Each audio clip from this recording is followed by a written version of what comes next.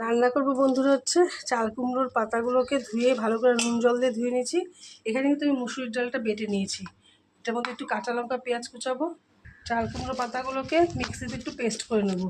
এর মধ্যে একটু শুধু জাস্ট নুন দেবো। একটা গামলি নিয়েছি, পাত্র নিয়েছি। পাতাটা কিন্তু বাটা হয়ে গেছে, দেখো সুন্দর করে পাতাটা বাটা হয়ে গেছে, মুসুরির ডাল বাটা আছে।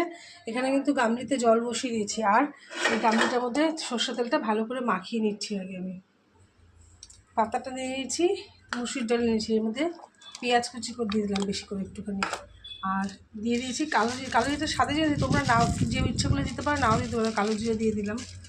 আর জাস্ট একটু ঝাল ঝাল হবে বলে কাঁচা লঙ্কা, শুকনো লঙ্কার গুঁড়ো জাস্ট একটু দিয়েছি। যদিও দুটোর মধ্যে নুন দেওয়া আছে, তাও একটুখানি নুন দিয়ে দিলাম, একটুখানি পরিমাণ মতন নুন দিয়ে দিলাম। এই হলুদ দিয়ে দিলাম, হলুদ না দিলে পরে কেমন সবুজ সবুজ হয়ে যাবে, তাই একটু হলুদ দিয়ে দিলাম পরিমাণ মতো। হলুদ যদি কেউ না খেতে চাও সেক্ষেত্রে নাও দিতে পারো। স্বাদ অনুযায়ী একটু চিনি দিয়ে দিলাম। চিনি কেউ খেতে না চাইলে গুড় দিয়েও করতে পারো এটা। এবার এটাকে ভালো করে মাখবো সব একসাথে করে নিয়ে। সরষের তেল দেওয়া ছিল এর মধ্যে, সরষের তেল, কাঁচা লঙ্কা, শুকনো লঙ্কার গুঁড়ো, কালো জিরে সব দিয়ে একবারে ভালো করে মেখে নিলাম।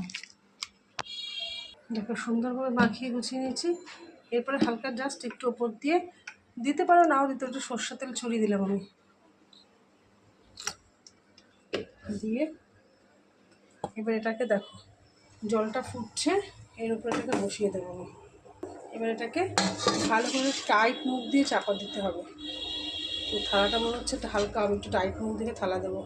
এটা টাইট চাপা দিয়ে দিচ্ছি, আর তার মধ্যে এটা বসিয়ে দিলাম। এটা একটু জল বসিয়ে দিলাম এর উপরে, যাতে এটা যাতে হয়ে যায় এটা।